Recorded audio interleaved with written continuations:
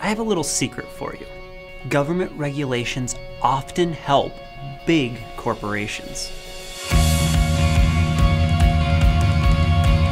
The reason for this is pretty simple. Corporations and big companies have the money to comply with the regulations, and their smaller competitors don't.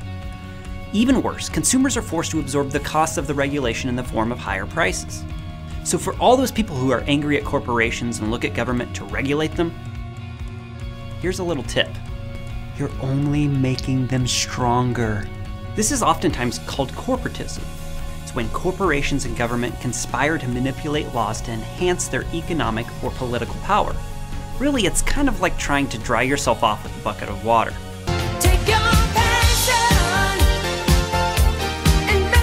And this all has unintended consequences that are not just limited to the stores that get bigger and to the ones that go out of business. Sometimes whole neighborhoods are affected, causing increased vacancies, a drop in property value, increased crime, and the need for more police, which causes even more people to leave, making the problem even worse. All of this from a well-meaning government regulation. Now, we've talked about this before when we concentrated on seen and unseen consequences.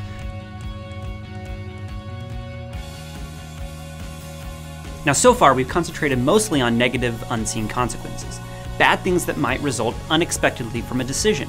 But there's another angle, not just the bad things that might happen that we didn't foresee, but all the good things that might have been.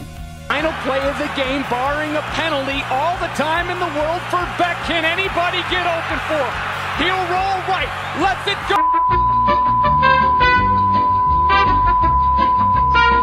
Let's look at just one area, the cost of complying with our complicated income tax laws. In 2010, $338 billion were spent. $1 million? No, $338 billion, and the equivalent of 3.8 million people working full-time jobs. What else could we have done with all that money and time spent year after year after year? What about cures for diseases like cancer or AIDS? How about travel in space or solving our energy problems? New technologies, new art, new and better ways of doing things. Now, of course, the $338 billion is just the compliance cost for the income tax. That doesn't take into account the cost of funding the IRS itself, which is another $11 billion. And it doesn't take into account the actual taxes themselves, which can be $1 trillion or more just an individual income tax. Whoa, unbelievable. And it certainly doesn't take into account the economic cost and lost growth, lost activity, and lost job creation. And that may be the biggest unseen cost of all. It's hard to calculate, but it's a lot more than $1 trillion. And that's just the income tax. There are dozens of other taxes and regulations imposed on all of us by the federal government. Then there's all the taxes and regulation from state government and the county and the city. People are inventive and energetic. We're constantly pushing to do more, know more, and achieve more. Think of what we could achieve if we were able to work together just a little bit more free from all of these costs. When government controls everything, the result is always less prosperity, less efficiency, and less creativity.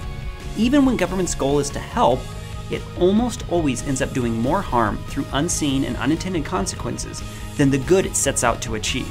The millions of interactions of free people operating together in a free market produces more prosperity, more efficiency, more innovation, and more success than government planners ever can.